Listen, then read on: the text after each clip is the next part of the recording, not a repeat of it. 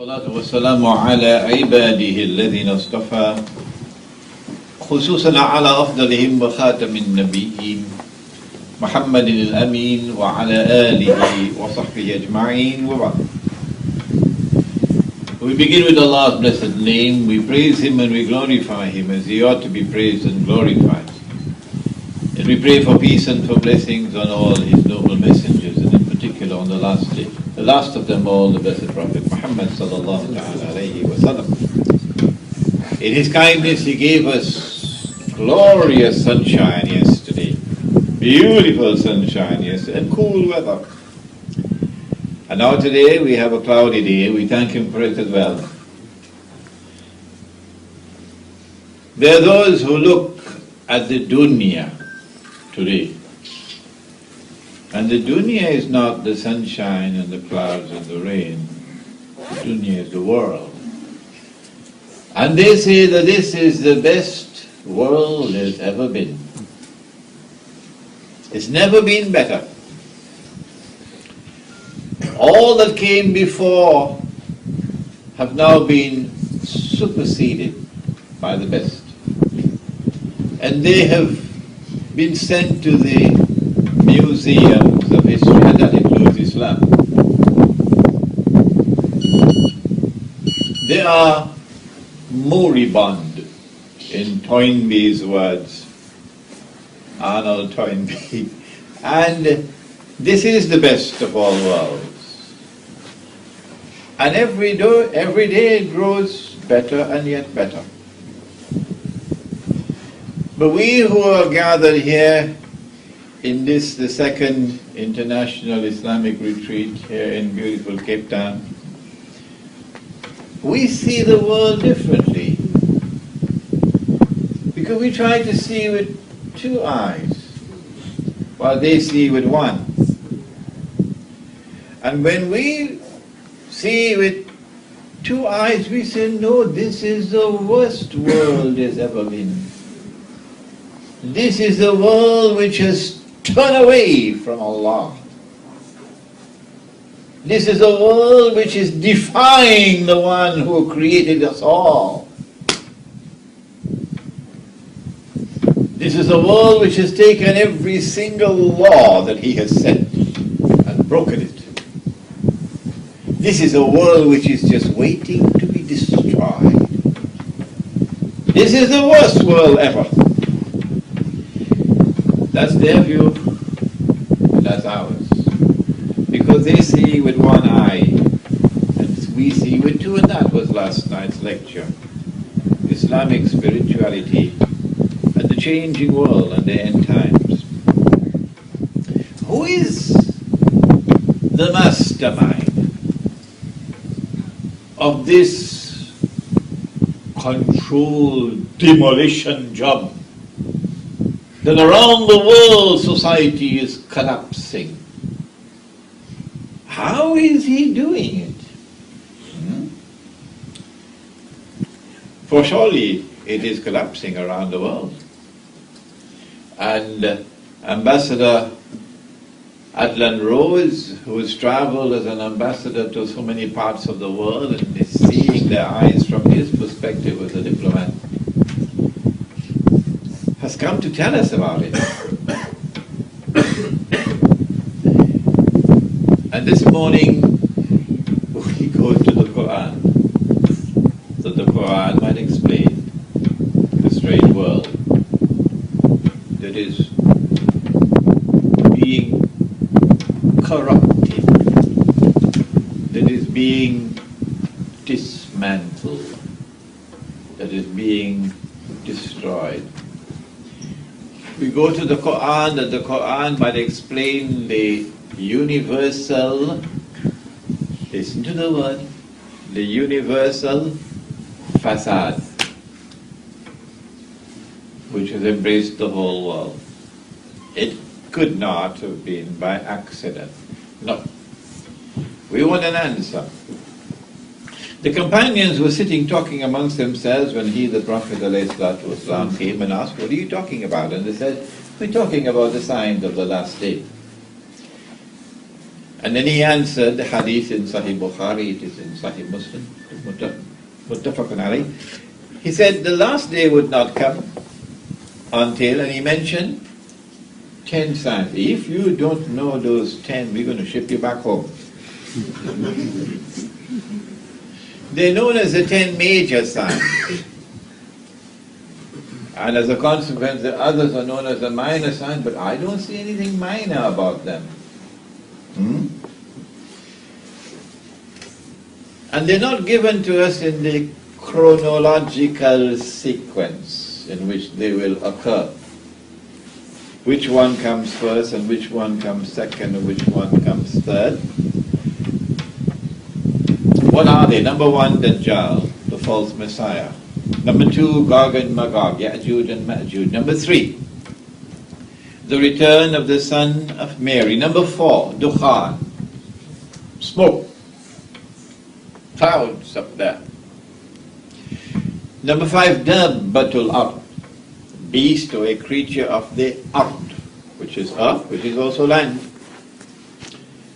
Number 6, that the sun would rise from the west. Cape Town, from which direction does it rise? Number 7, 8, and 9. 3, khusuf, plural of khas.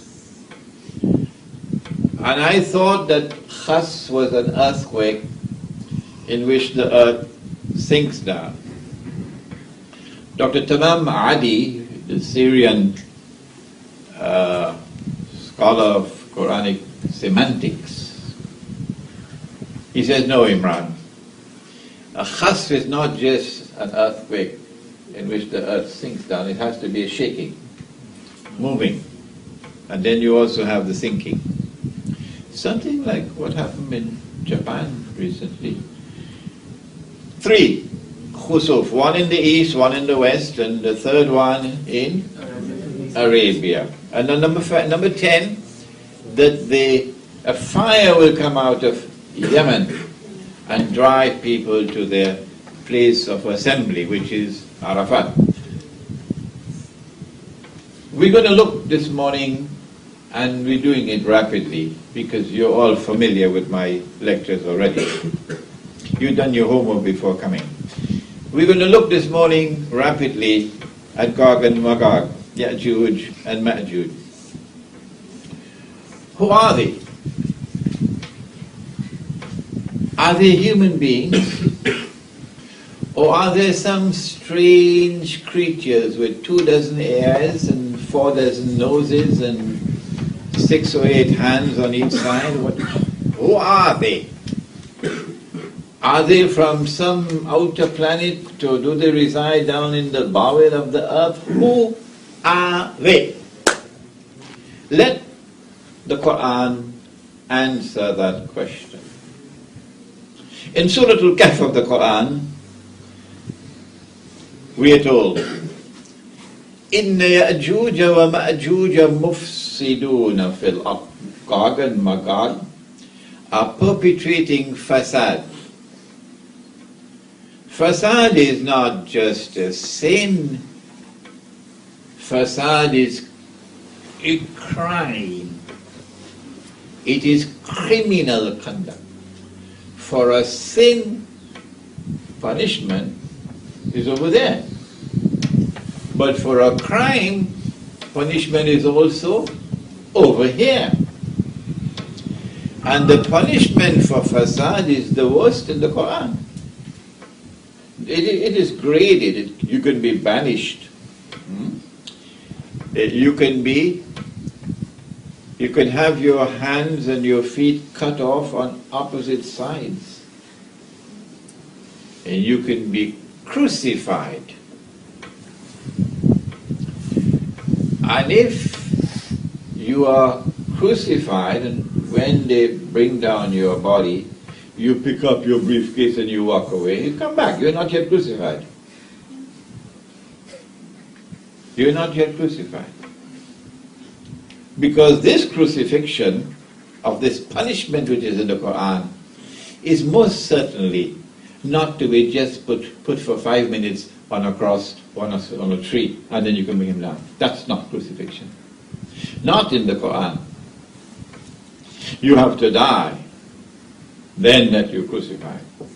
In the Quran. Outside of the Quran there are many strange things, I know, but this is the Quran.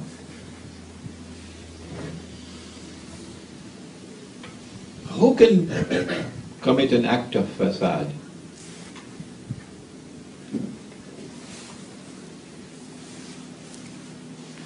Who are Gog and Magog? Can't be an angel. Why? Because angels have no free will. They cannot disobey. They commit no sin. So Gog and Magog cannot be angels. Other than angels, who else have been created by Allah? Only jinn and human beings. And so Gog and Magog can either be angels or jinn or human beings. If not, they probably are creatures of whom we have no knowledge, because Allah makes no mention of them. No knowledge. If Allah makes no mention of them, and this Quran has come to explain all things, so this Quran must explain Gog and Magog. Can there be jinn? Yes, jinn can commit sin, and jinn will be judged on the day of judgment, and jinn will be in heaven or in hell. There are jinn who are Muslims, and there are jinn who are shayateen. But Gog and Magog cannot be jinn, because jinn are invisible creatures. And if you are being attacked by jinn who are committing fasad in your land, and you build a barrier built of material substance, how would a material wall protect you from the jinn? And that's what Zulkarnain did. He built a barrier built of, was it recycled paper? No, it was iron. Zubarul Hadid. And a barrier built with iron offers no protection from the jinn. And so the conclusion we arrive at is that there's only one other creation. In all of creation, one other which can commit sin, which is a crime, and who can be contained behind a material barrier, because they're material beings. And so we conclude that Gog and Magog are human beings, and we only use the Quran so far. When we go to the hadith, the Prophet ﷺ said that the Ya'juj and Ma'ajuj are from Banu Adam. They are the progeny of Adam alayhi salam. They're human beings. So that completes that discussion. No need to go and search in the bowel of the earth. No need to go and search anywhere in the skies. They are human beings.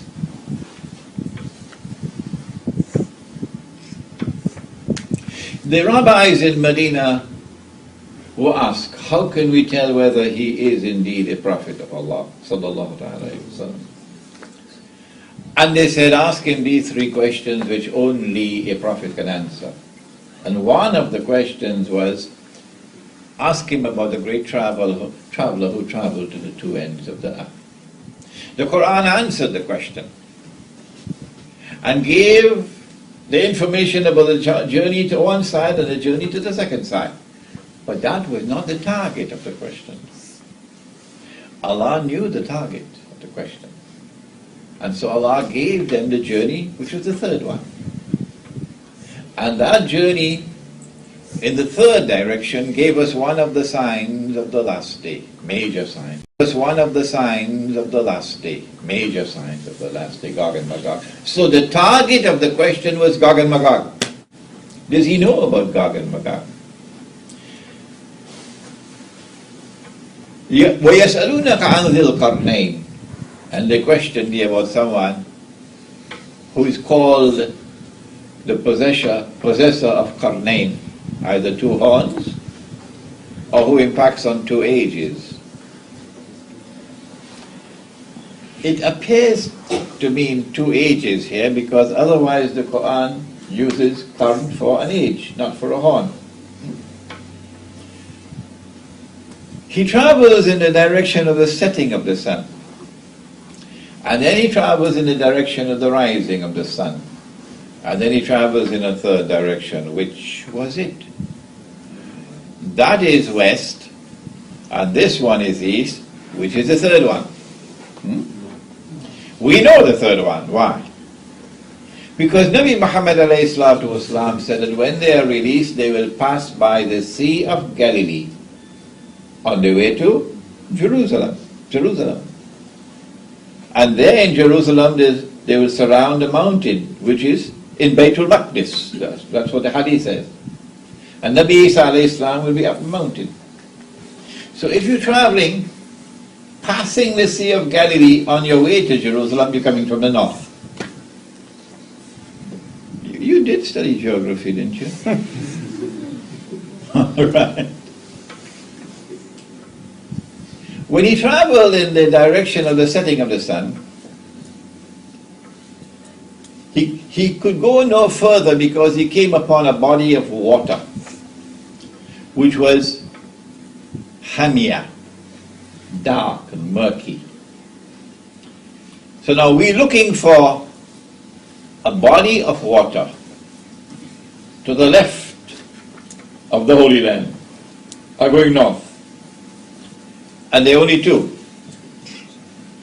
One is the Mediterranean Sea, which is not hamia, because you can look down and you can see meters down.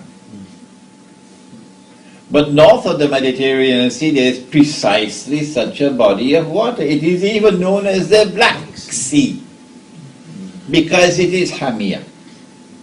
So much algae in the water that visibility is very, very difficult. Just about 1 meter you can see. And our Mufassirun, long years ago, identified it as the Black Sea.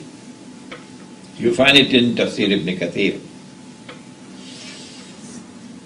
And they come across a people, and Allah subhanahu wa ta'ala, who created Zulkarnain and bestowed upon him power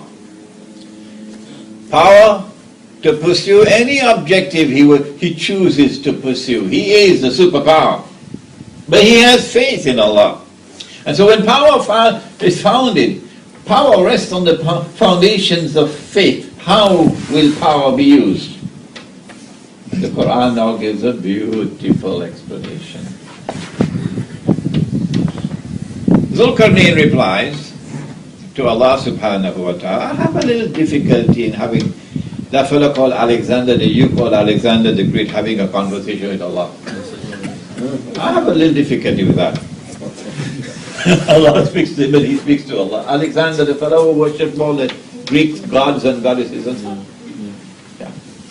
So, Zulkarnain replies to Allah and he says, those who commit acts of dhulm, who are unjust, who oppress, who are wicked in their conduct, I'm going to punish them. And so power, when it rests on the foundations of faith, is used to punish the oppressor.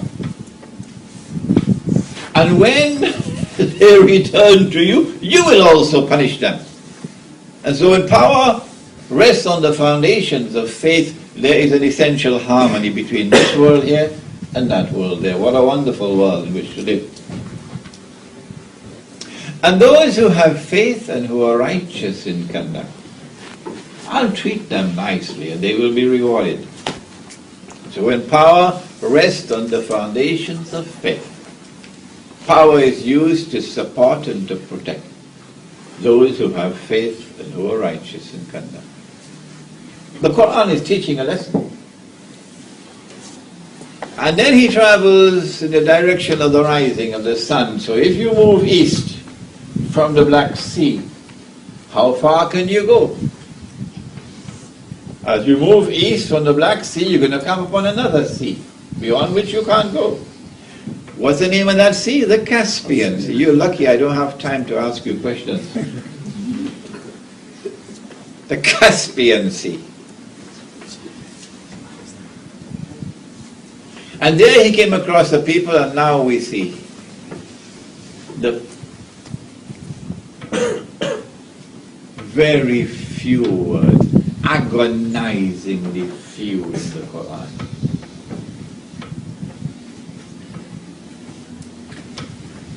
He came across a people, لم نجعل لهم من دونها سترا. Just only these words? Could you not have given us some more? لم نجعل لهم من دونها سترا. A sitr is a covering, that which covers. Other than that, we gave them no more covering. Other than that, we gave them no covering. So now we are forced. We are forced. There is no way we can get away from it. We are forced to dig deep to try to determine what is the message being sent. And when we come to a conclusion, of course, we must say Allah knows best. There's no obligation to accept our understanding. Could be. Here are people who are sitting on a vast sea of oil. When power rests on the foundations of faith, and you come across such a people, you want to exploit the oil. I mean, it's valuable. And these are just human beings then. What do? You pick them up and you ship them to Brazil? Yeah? So you can exploit all the oil? Or, alternatively, these are people who are living an essentially primitive way of life. Only the natural covering, that's all that they have from the elements. What do you do when you come across such a people? Do you take them out of that natural way of life and put them into something, I don't know whether you've seen it, something called blue jeans? So become part of the blue jeans Jamaat. Huh? And get them to start smoking cigarettes and civilize them. What do? كذلك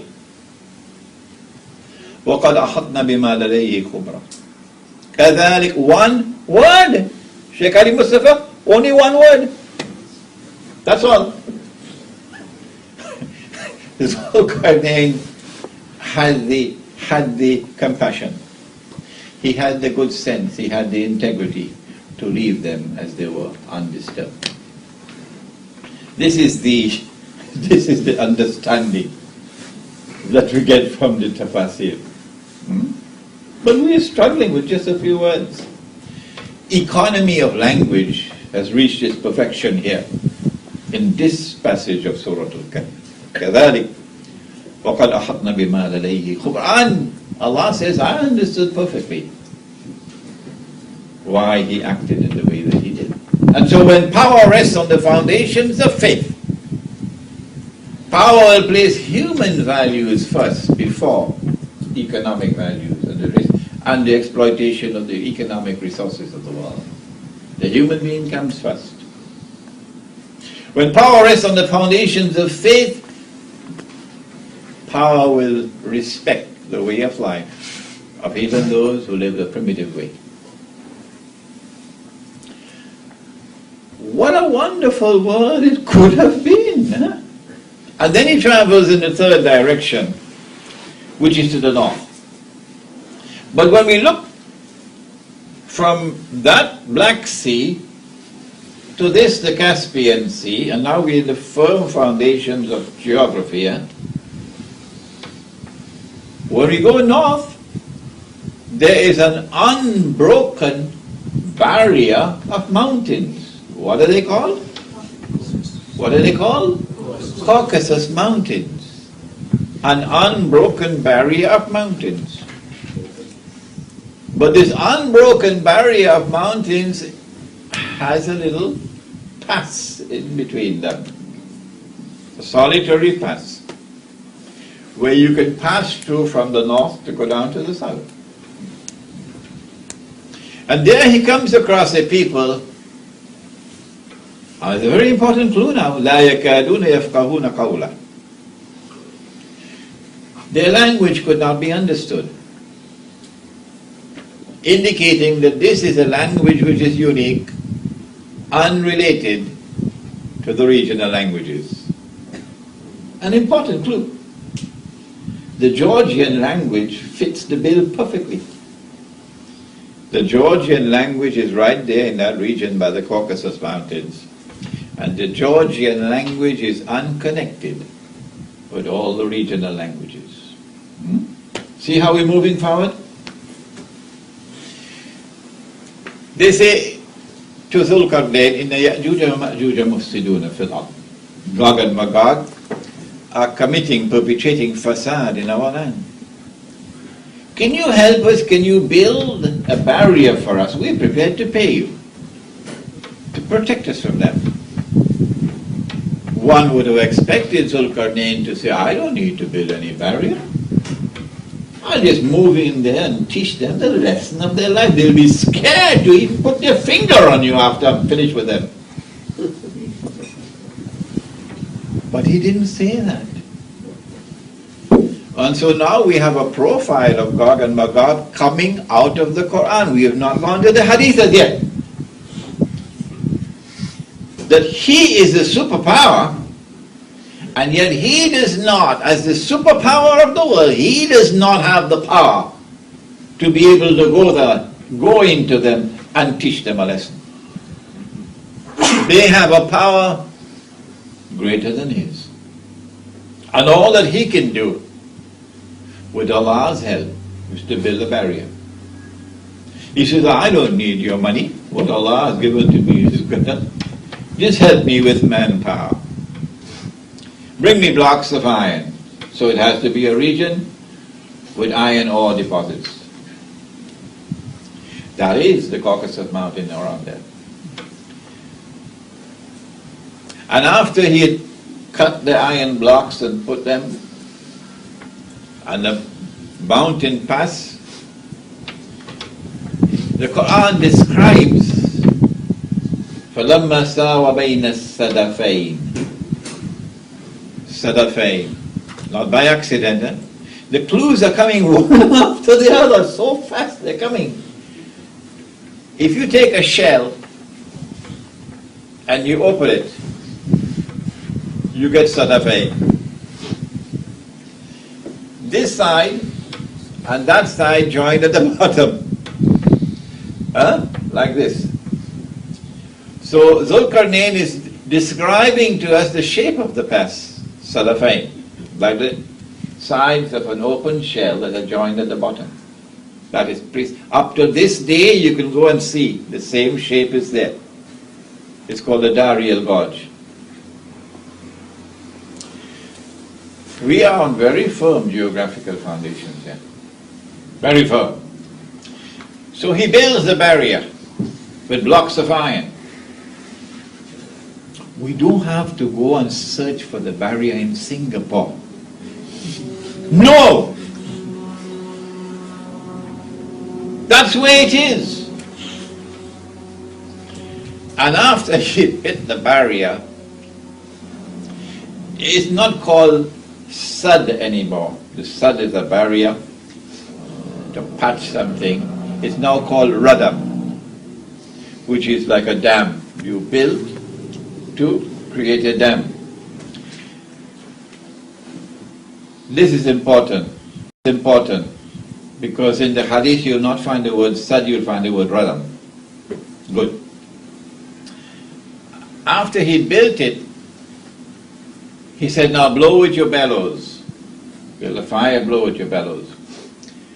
And now he poured kittle, molten copper, on the barrier, and Masabo, who is the engineer here, will tell you it prevents rust.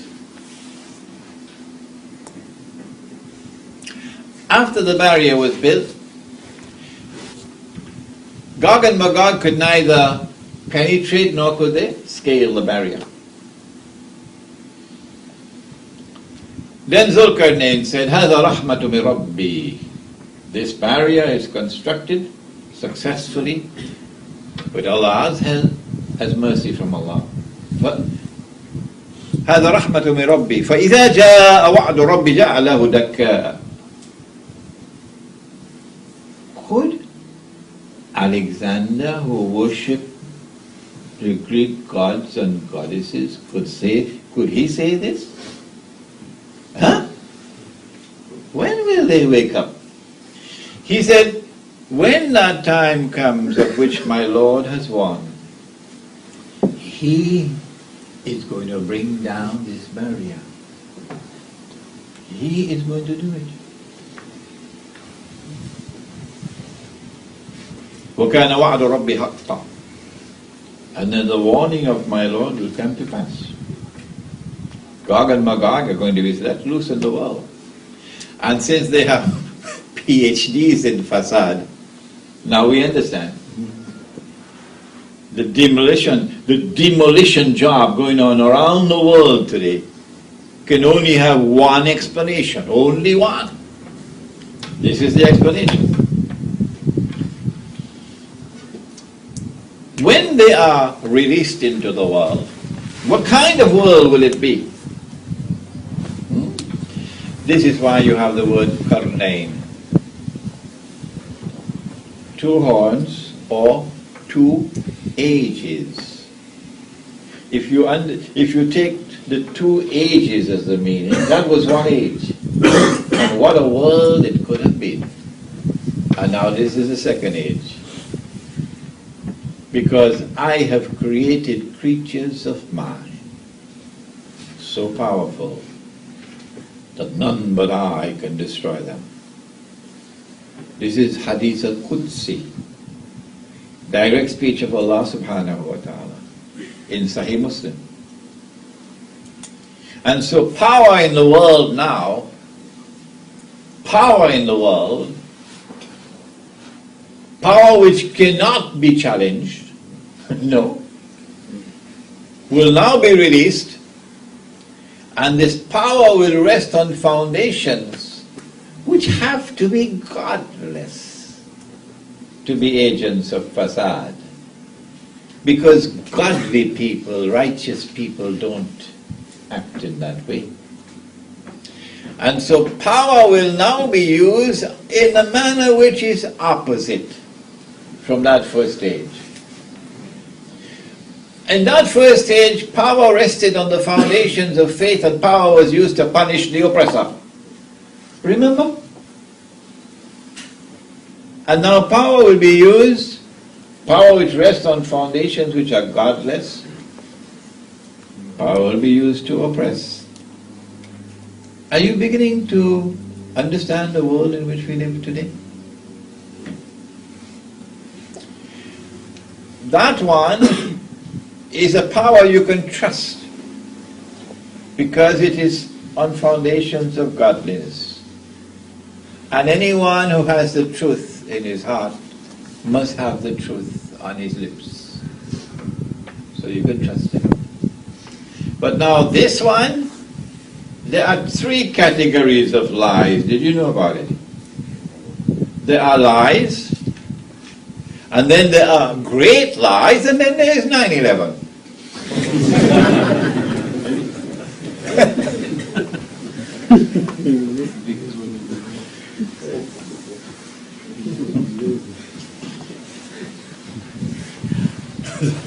This is the world in which we now live.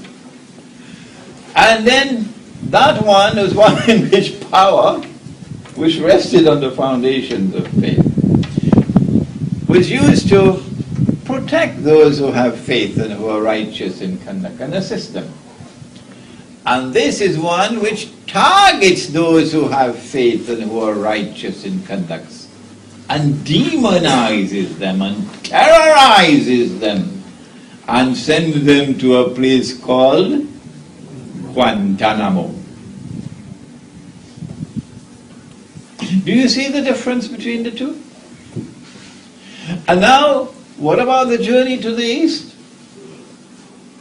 That one, even if these were a primitive people, but they were living in a land below which there is a whole basin of oil. And that precisely, of course, is Caspian Sea. Eh?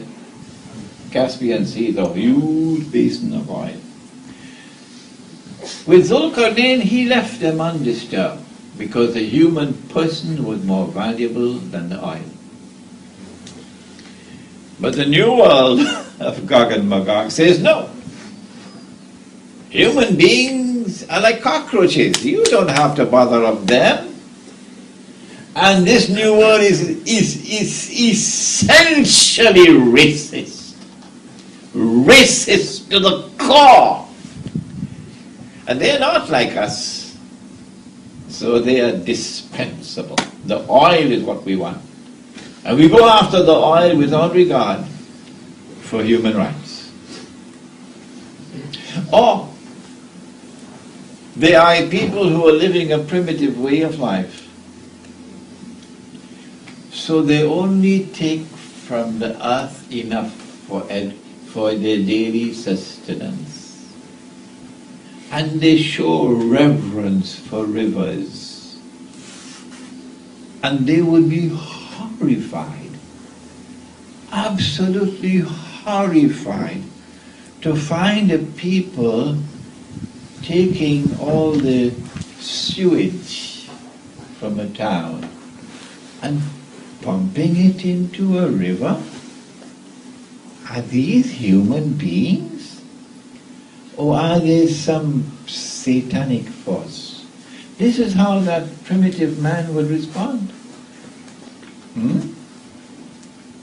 And now these people come who are agents of facade and say, we will not allow you to live that way.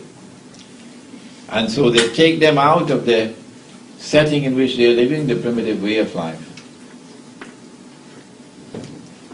and bring them into what I call the blue jeans Jamaat. And so we have two ages. We have that age and we have this age.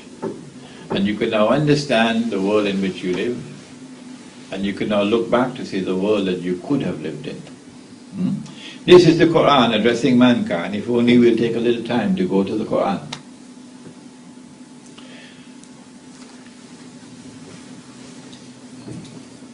Have they been released? Or are they still behind a barrier? Nabi Muhammad alayhi salatu wasalam is asleep at the home of his wife Zainab radiallahu ta'ala anha. And he sees something in his sleep, and the hadith is in Sahih Bukhari, I think about 6-8 times. Different versions. He sees something in his sleep which is terrible, terrible, terrible, terrible. And he wakes up from his sleep, it's a vision, and his face is flushed red. What did he see? And he says to her, وَيْلٌ لِلْعَرَبِ مِنْ شَرٍ قَدْ اقْتَرَبَ. Woe unto the Arabs because of a great evil which has now been released. Now it's close upon them. And then he raised his hand like this, and he said, today a hole has been made in the Radam. That's the word used, Radam, that Zulkarnain built, because they had asked for a son, and he built a Radam. So Nabi Muhammad alayhi salatu wasalam uses the word Radam. Today a hole has been built, indicating that the release of Gog and Magog, which can only take place when Allah chooses. فَإِذَا جَاءَ وَعْدُ رَبِّ جَعَلَهُ دَكَّاءَ. The race has now commenced, so the barrier is going down. She then asked, Anuhlika, will we be destroyed? And there are righteous people living amongst us? He said, Na'am. We meaning the Arabs, because he said, Wailul lil Arab. Will we be destroyed when there are righteous people living amongst us? He said, Na'am. إِذَا كَثُرَ الْخَبَثِ. When khabath, nastiness, immorality, what today can be called moral garbage, when it prevails, at that time, the destruction of the Arabs will take place. We are now living on the very brink of the destruction of the Arabs. On the very brink of it. It's a terrible time coming ahead of us. And so from the hadith in Sahih Bukhari, it is as plain as daylight.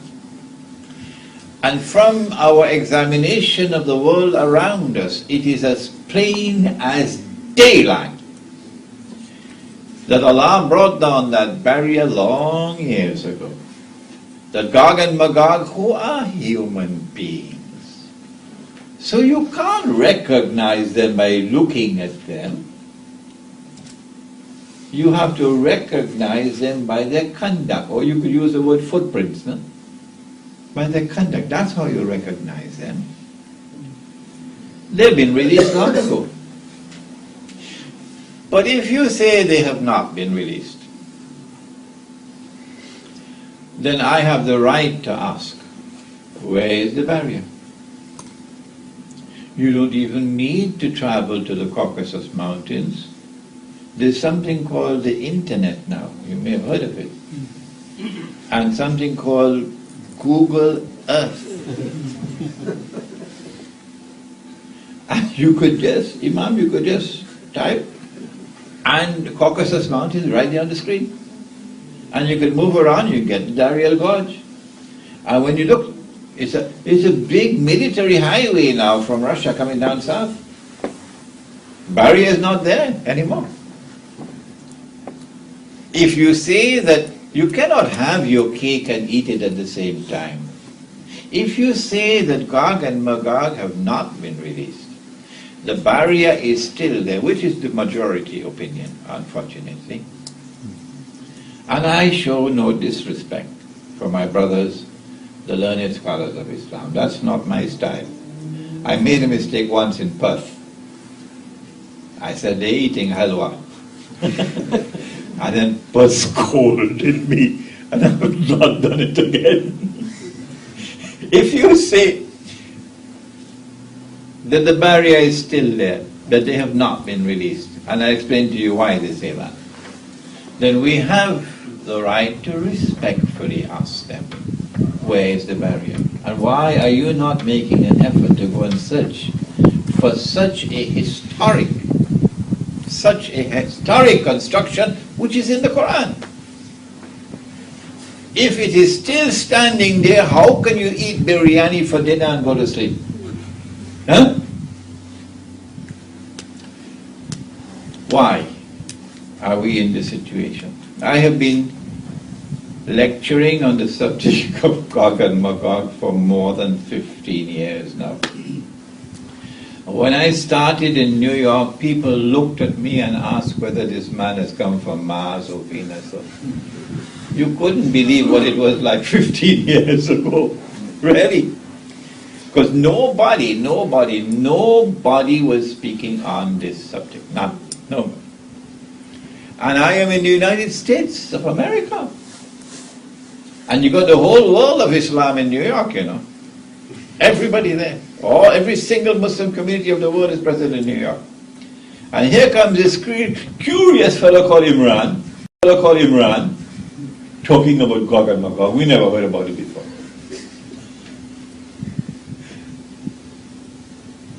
And of course the majority, absolute majority of the scholars overwhelming majority of the scholars are saying, no, he's wrong. He's wrong.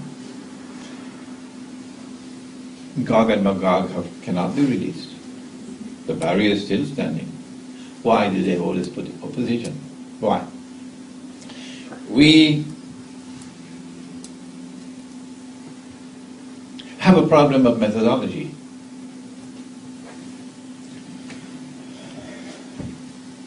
At the very beginning of the Quran, Allah teaches a lesson, but it has escaped the attention of many of us.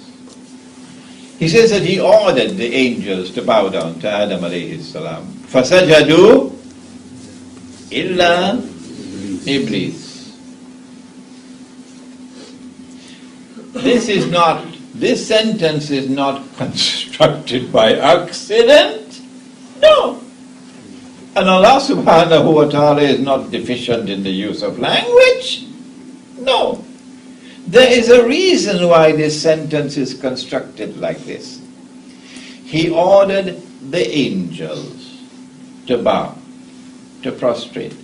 And they all prostrated. In other parts of the Quran, Jamia, they all prostrated. Illa Iblis. If you take a verse of the Quran in isolation, or you take a hadith in isolation, the Americans call it standalone, you'll have to come to the conclusion, inescapably, that Iblis is an angel. Can't get away from that. This is the defective methodology. Iblis is an angel. In fact, in my early years as a student, when I was green, I remained green for a long time, I was also battling with it. But it has to be an angel. And then I went dabbling into Christian teaching. They talk about a fallen angel. Oh, he fell down.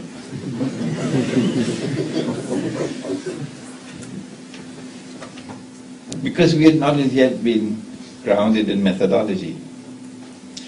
But when you go to the rest of the Quran, you say, hey, wait a minute, I made a mistake there. Because here Allah speaks about the angels. They don't have any free will. They don't have any self-directed will. They don't have choice.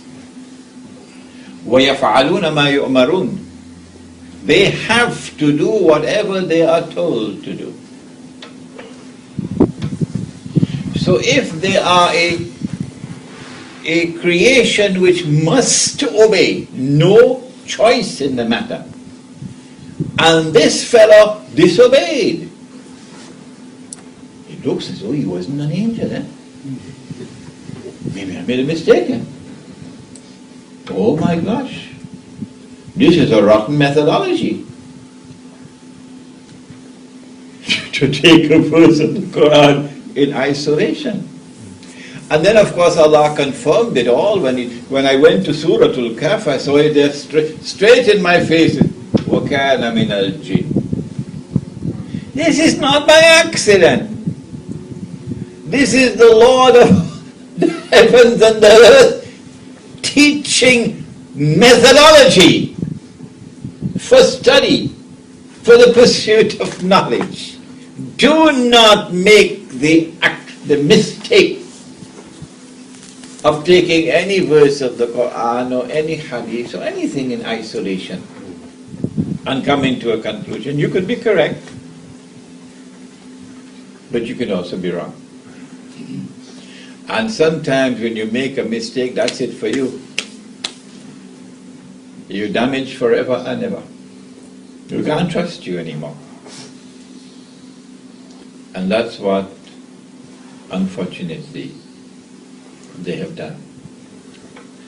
There's one hadith, only one, in Sahih Muslim,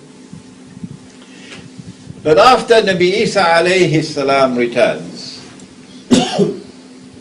the true Messiah will kill the false Messiah. And then Allah subhanahu wa ta'ala will فَبَعَثَ اللَّهُ يأجوج ومأجوج. بعث. But the Quran uses a different word for release. In Surah Al-Anbiya, إذا فتحت يأجوج ومأجوج. When Gog and Magog are released, they're opened. That is the release. And ba'atha means to send or to raise. Well, it couldn't mean to raise here. Why? Because they've been raised long ago. And they were committing fasad long before we built the barrier. So it has to mean Allah will send Gog and Magog at that time. And the first of them will pass by the Sea of Galilee and start to drink the water. And by the time the last of them pass, they'll say, there used to be water here. Where is Amir? Oh, there he is. From Haifa. Not much left. From Haifa in Palestine, in the Holy Land. And for the last 2 years, he's been monitoring the water level and sending me reports constantly. My student, Amir. The Sea of Galilee is almost dry. Did you know that? It has now reached a level where it can no longer be revived. So it's essentially dead, waiting to dry up. I think that qualifies as a little bit of proof, isn't it? That something is happening here. I think that qualifies as evidence that there's some kind of a passage there for Gog and Magog. But because the hadith says that after Nabi Isa alayhi salam kills Dajjal, their understanding is that only at that time will Allah bring down the barrier, and only at that time will Gog and Magog be released. And Imran Hussein is a voice crying in the wilderness for 15 years now. 15 years now, a voice crying in the wilderness. But you cannot be angry with your brothers, they're more learned than you are. All that we can do is to pray that someone will tell them this is wrong methodology. When you go to the Quran to find out when will the barrier come down, remember we only have a hadith in Sahih Bukhari about the vision while he was sleeping. When we go to the Quran, when will Allah bring down the barrier? We find in Surah Al-Anbiya the verse of all verses. In fact, there are 2 verses. وَحَرَامٌ عَلَى قَرْيَةٍ أهلكناها. Notice this is the only passage of the Quran I recite word by word. وحرام على قرية أهلكناها أنهم لا يرجعون. A qaryah, and Allah destroyed it. And we know that before the end, Allah is going to destroy all. وَإِن مِّن قَرْيَةٍ, not a single one will escape. وَإِن مِّن قَرْيَةٍ إِلَّا نَحْنُ مُهْلِكُوهَا قَبْلَ يَوْمِ الْقِيَامَةِ أو معذبوها عذابا شديدا وكان ذلك في الكتاب مسطورا. سورة Isra, otherwise known as Surah Bani Israel. Every single town and city will be destroyed, and those who escape destruction will be inflicted with terrible punishment. But this is a subject that is mastur. There's a cover over it. When Allah lifts the cover, then you see something.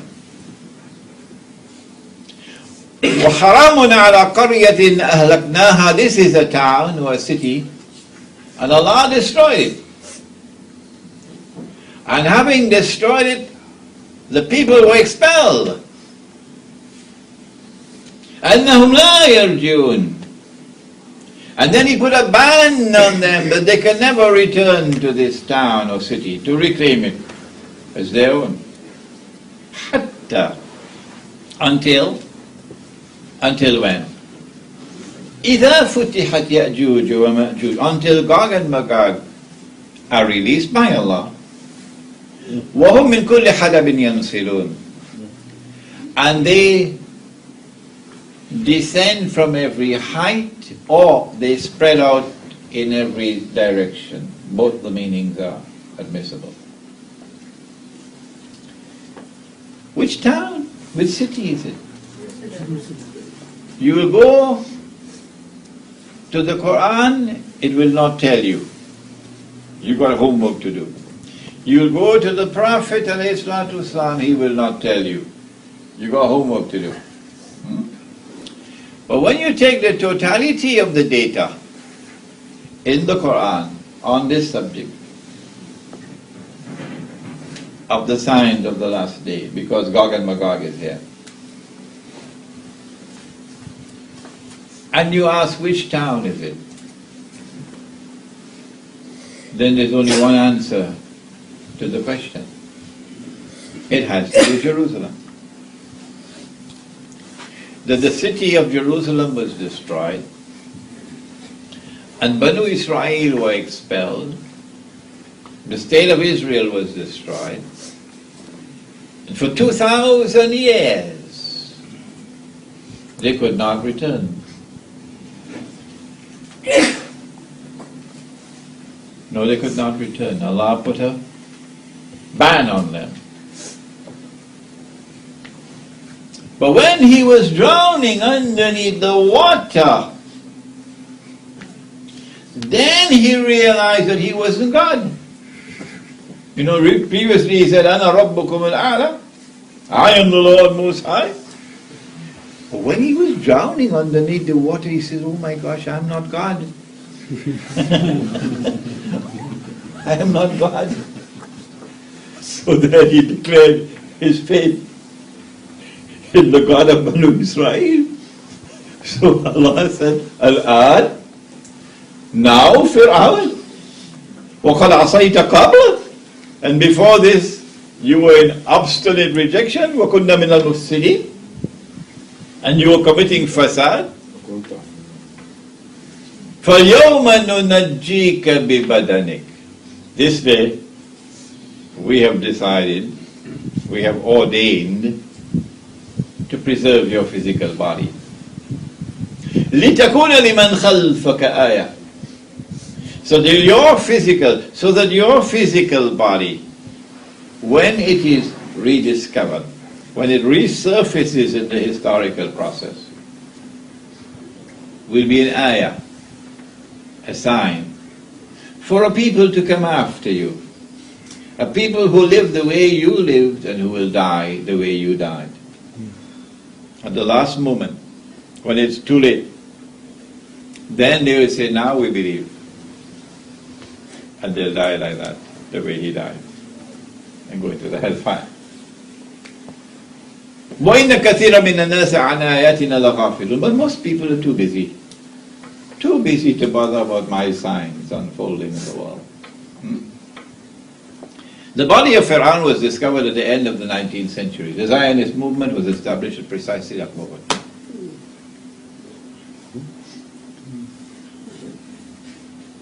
And so now the people of the town are going to be brought back. فَإِذَا جَاءَ وَعْدُ الْآخِرَةِ جِئْنَا بِكُمْ لَفِيفَةً. And there's a divine hand in this. It's not acting by accident. And so they come back after 2,000 years. Who is bringing them back? If you can see who are bringing them back, you can identify Gog and Magog. Yeah. And if you want to know the origins of Gog and Magog, because they're constantly expanding, because they're spreading out, okay, in all directions. So the original Gog and Magog would be small in number, but Eventually you're going to have Pakistani Gog and Magog. You're going to have Japanese Gog and Magog. You're going to have Chinese Gog and Magog, okay? But the original Gog and Magog are the ones where the center of power is located. This is only the periphery. Islamabad is the periphery. Here is the center. Where is the center? We say that it is Gog and Magog who attack Christian European civilization, which was Christendom, and transformed it into godless modern Western civilization. We say this is the civilization of Gog and Magog. And it is this civilization which now possesses a power which cannot be rivaled. It is this civilization which uses military power to attack, as Ambassador Adlan Rose was speaking about, the period of military conquest of the rest of the world, and then the colonization of the rest of the world, and then the decolonization. They are the ones who brought back Banu Israel to the town to reclaim it as their own. And so there is Gog and Magog. But originally, you have to look at the Caucasus Mountains. And when we do that, we find that it is the Khazar, K-H-A-Z-A-R, who converted to Judaism shortly after the time of the Prophet ﷺ. And so now you have a curious creature. They don't like me for this. A curious creature emerges in history who is not Semitic. He's most certainly not a cousin of the Arabs. He is European, but he's also a Jew. Oh? Can you have such a thing as a European Jew? I thought they were from the seed of Ibrahim alayhi salam through Ishaq alayhi salam. I thought they were Banu Israel. Not only is the European Jew something unique amongst Jews, but if you do a genetic test on him, you see the evidence staring at you that he is genetically unique in the world. No other people are like him, the European Jew. And so we have identified for you that the Khazar, who are the original, have become Jews. And some of them also became Christians. And I believe some of them also became Muslims. So let me speak softly. The end of it all is that they're going to have a grand, mighty clash between Gog and Magog. And Allah speaks of it. وَتَرَكْنَا بَعْضَهُمْ يَوْمَئِذٍ يَمُوجُ فِي بَعْضٍ. يَمُوجُ فِي بَعْضٍ. Like waves crashing against each other. It can also mean merging with each other, which explains globalization around the world today, one global society. But the other meaning is the one I want to concentrate on now. The clash that will take place. You have my book somewhere around there, An Islamic View of Gog and Magog in the Modern World. There is this mighty clash that is going to take place. I don't want to spoil your tea, but when we examine to identify them today, there is no question but Magog is Russia and the alliance with Russia. And therefore Gog will have to be the Anglo-American-Israeli alliance. And when they clash, it's not going to be with bows and arrows, or not. It's going to be nuclear weapons and not thermonuclear weapons, and only those can produce dukhan. And most of mankind are going to die. But I don't think the heavens will be weeping for most of them, because they have eyes and yet they don't see. They have ears and yet they don't hear. They have hearts and yet they don't understand. The Quran is in the world, but they don't read the Quran and study it. So they're just like cattle. أُولَٰئِكَ كَالْأَنْعَامِ. Most of mankind are going to die when this clash takes place. After that, self-destruction, mutual self-destruction. The state of Israel will be defenseless. And then comes the army from Khurasan. And it's not a Muslim army that will destroy Israel, because Israel will already be broken. At that time, said the Prophet ﷺ, لَتُقَاتِلُنَّ الْيَهُودِ, Sahih Bukhari. لَتُقَاتِلُنَّ الْيَهُودِ, you're going to fight them, the Jews. وَلَتَقْتُلُنَّهُمْ, and you will kill them, you will defeat them. Not all Jews. No, don't take a hadith in isolation. When you go to the totality of the Quran, you'll find if there are Jews who stand with you and condemn Israel, there are such Jews. They're there in Brooklyn. They support the oppressed. How can you say that these are Jews who are referred to in this hadith? So not all Jews. لَتُقَاتِلُنَّ الْيَهُودِ وَلَتَقْتُلُنَّهُمْ حَتَّى يَقُولُ الْحَجَرُ. At that time the stones will speak. Ya Muslim, هَذَا يَهُودِيٌّ وَرَائِ فَتَعَالَ فَقْتُلْ. They're going to be on the run. So this is not a confrontation, a military confrontation where we will then destroy Israel, because they're going to be on the run. They're going to be hiding behind trees and stones. So the breaking of the power of Israel will take place with the Gog and Magog clash. It is after this. Now I left out something before that. After Dajjal is killed, which is our next lecture, then Gog and Magog, the clash will take place. They will surround Nabi Isa alayhi salam in Bayt al-Maqdis. Let's say we've killed all those who are on earth, now let's kill all those who are in the heavens above. So they're going to be military warfare above. Space. It's called Star Wars. And then Nabi Isa alayhi salam will pray to Allah. And he will destroy Gog and Magog. And something will attack them at the back of the neck, the top of the spine. And we have some medical doctors here, so you got homework to do now. And they fall down paralyzed. Could be that the immune system was devastated, and the smallest, tiniest attack could cause you to be paralyzed. And they die, and by next morning their bodies are rotting. And Allah will then send prehistoric birds with huge necks and pick up these bodies and have them disposed where Allah will have them disposed. This is the end of Gog and Magog.